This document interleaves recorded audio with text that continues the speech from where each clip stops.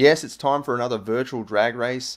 This time we're pitching the exciting new Hyundai IONIQ 5N against the MG4 XPower. Now these are both very interesting models in the EV market segment because one offers proper exciting track levels of performance and driver's interaction, while the other is just very approachable and very affordable.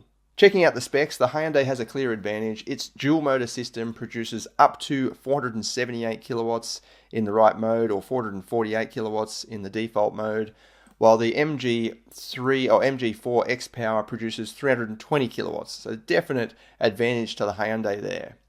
But what about if we take a look at the weights? So the Hyundai weighs 2.23 tons, which is just far too heavy for what we know as a traditional sports car or sports hatch or whatever you call this thing. It's like a massive, it's actually pretty big. It's not a small vehicle, the IONIQ 5.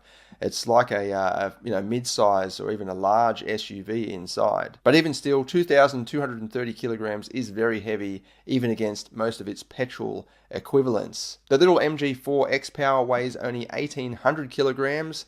But if we take a look at the power to weight ratios, the advantage is still to the Hyundai. So 177 kilowatts per ton for the MG and then 214 kilowatts per ton for the Hyundai. They take different approaches, these vehicles. So the Hyundai is very interactive. It's trying to be a traditional sports car, a petrol sports car. It even has artificial sounds and things that you can engage with, and even an artificial gearbox. It actually works really well. So it's like a DCT, dual clutch, 8-speed.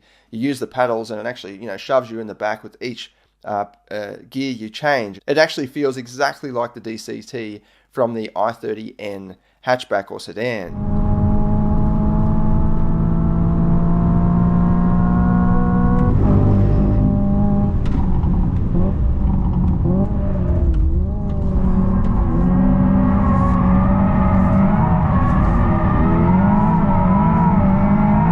Over in the MG, it's more of a subtle machine. It's not really boasting that it's a very quick vehicle, aside from those famous orange brake caliper covers. It does actually have uprated brakes compared with the standard MG4, but they've put these plastic covers over the top to make it look like it's got really big brakes. I don't know how I feel about that. It's a bit questionable, really, but anyway, it does have upgraded brakes. That's the main thing.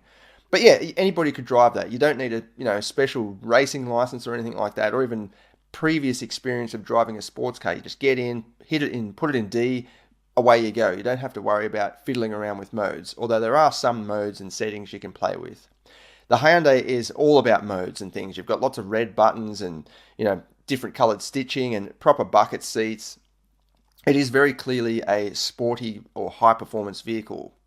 I like both approaches actually. The Hyundai, I think I like the most in terms of the approach to this because these vehicles are so quick. I think having something that's so quick and so unassuming could be dangerous. Someone that doesn't have experience driving, it's only a sneeze away from hitting, well over 100 kilometers an hour. If you're driving along at 60 in either of these vehicles, stab the throttle just for a second or two, you're way over 100 kilometers an hour straight away. So I think having that theatre and atmosphere of something that's sporty and serious is important to some level, because you're constantly aware that this is not just a normal car. You've got to treat it carefully. In saying that, you've got to love the humble attitude of the MG. It's anybody could drive it. You just get in. It looks exactly the same as the normal MG4, apart from those orange caliper covers. Yeah, it's just a wolf in sheep's clothing. It really is. It's a sleeper. In terms of the driving character, look, the Hyundai walks all over the MG4 in terms of handling and even just dynamics and prowess. It's just a thoroughly track-engineered vehicle, whereas the MG4 is a great handling model on its own, but in terms of keeping up with that 320 kilowatts, I think they could tie down the suspension a bit more and, probably fit bigger brakes for repeated performance. But even still, it's an awesome package for only $59,990 before on roads. Like, that's just amazing value. We've already tested these previously for 0 to 100, quarter mile, and 0 to 200 on the private road, but I thought I'd put them side by side to see the actual difference.